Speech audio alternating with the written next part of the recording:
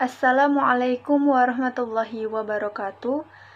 Alhamdulillahirabbil alamin. Wassalatu wassalamu ala asrofil anbiya'i wal mursalin wa ala alihi wa sahbihi wa barik wasallim.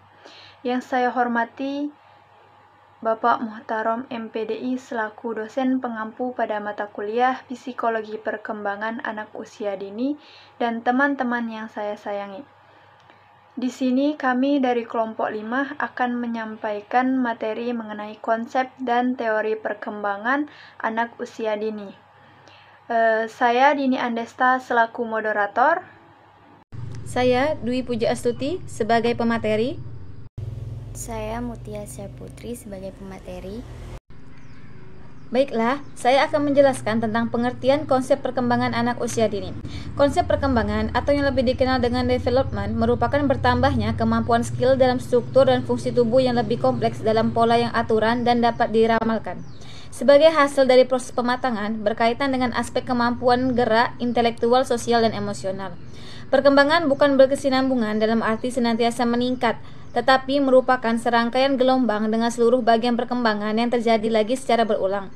Misalnya, bayi yang baru lahir dapat berjalan kalau dituntun. Kemudian, kebiasaan ini menghilang dan hanya akan muncul lagi pada usia 8 atau 10 bulan.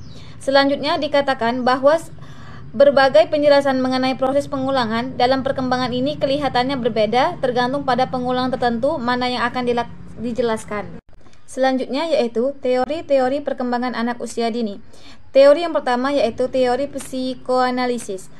Teori psikoanalisis merupakan suatu pandangan baru tentang manusia pada abad 20-an, di mana ketidaksadaran memainkan peranan sentral. Pandangan ini mempunyai relevansi praktis karena dapat digunakan dalam mengobati pasien-pasien yang mengalami gangguan-gangguan psikis. Perkembangan pada dasarnya tidak disadari yaitu di luar kesadaran. Selanjutnya, perilaku semata-mata adalah karakteristik permukaan. Selanjutnya, untuk memahami perkembangan, kita harus menganalisa makna simbolis perilaku. Dan yang terakhir yaitu pengalaman-pengalaman sebelumnya dengan orang tua membentuk perkembangan. Selanjutnya yaitu menurut Sigmund Freud, kepribadian memiliki 3 struktur, ide, ego, dan superego. Yang pertama yaitu ide, ialah struktur kepribadian yang terdiri atas naluri.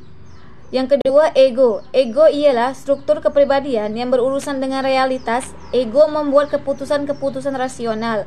Yang ketiga yaitu superego. Superego ialah struktur kepribadian yang memperhitungkan apakah sesuatu benar atau salah, atau dengan hati nurani. Baiklah, itu saja yang dapat saya sampaikan. Saya kembalikan kepada moderator. Baiklah, untuk materi yang kedua yaitu teori psikososial. Menurut Erikson, motivasi utama manusia bersifat sosial dan mencerminkan suatu keinginan untuk berhubungan dengan orang lain. Erikson adalah seorang ilmuwan yang mempunyai ketertarikan terhadap antropologis yang sangat besar. Bahkan, dia sering mengabaikan masalah insting dan alam bawah sadar. Dalam teori Erikson, terdapat 8 tahap perkembangan. Masing-masing tahap itu terdiri dari tugas perkembangan yang khas yang menghadapkan individu dengan suatu krisis yang harus dihadapi. Semakin berhasil individu menghadapi krisis, akan semakin sehat perkembangan mereka. Adapun tugas perkembangan itu, yang pertama, kepercayaan dan ketidakpercayaan.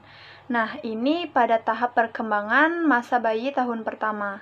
Yang kedua itu otonomi dan rasa malu atau ragu-ragu. Nah, ini pada tahap perkembangan masa bayi tahun kedua. Yang ketiga itu prakarsa dan rasa bersalah. Ini pada tahap perkembangan masa awal anak-anak atau prasekolah. Yang keempat yaitu tekun dan rasa rendah hati. Nah, ini pada tahap perkembangan masa pertengahan dan akhir anak-anak atau tahun sekolah. Yang selanjutnya itu ada identitas dan kebingungan identitas. Nah, pada tahap perkembangan yaitu masa remaja. Yang selanjutnya itu yaitu bangkit dan mandek. Nah, ini pada tahap perkembangan masa pertengahan dewasa. Dan yang terakhir itu keutuhan dan keputusasaan. Nah, ini biasanya pada tahap perkembangan masa dewasa. Untuk teori selanjutnya yaitu teori kognitif. Nah, teori teori perkembangan kognitif biasa adalah suatu teori yang menjelaskan bagaimana anak beradaptasi dengan dan menginterpretasikan objek dan kejadian-kejadian di sekitarnya. Bagaimana anak mempelajari ciri-ciri dan fungsi dari objek-objek, seperti mainan, perabotan, dan makanan, serta objek-objek sosial seperti diri, orang tua, dan teman. Nah, di sini biasa membagi tahap perkembangan kognitif menjadi 4. Yang pertama itu ada sensori motorik, ini pada usia 0 sampai 2 tahun.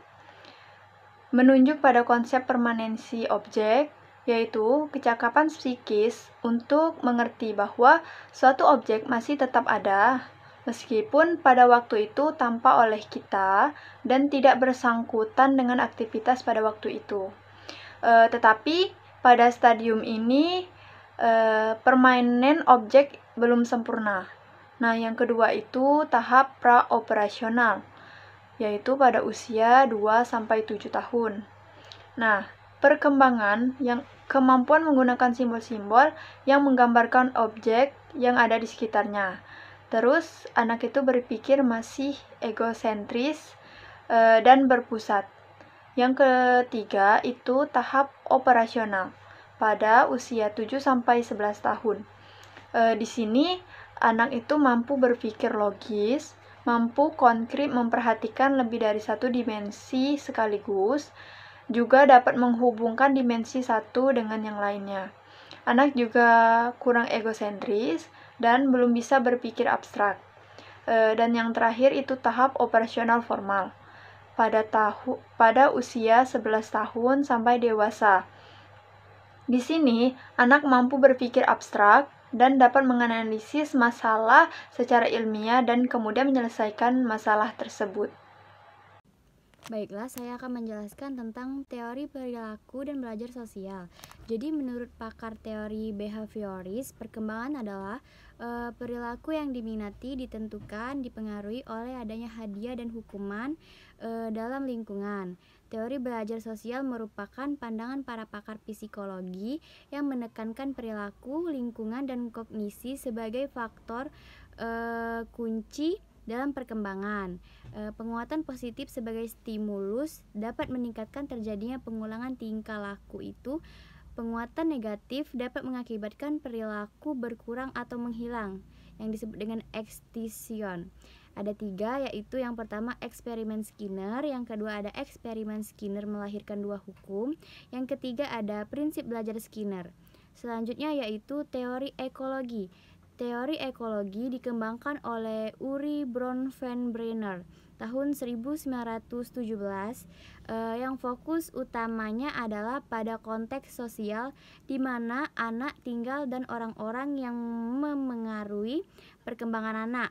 5 sistem lingkungan teori ekologi Bronfenbrenner terdiri dari 5 sistem lingkungan yang merentang dari interaksi interpersonal sampai ke pengaruh kultur yang lebih luas.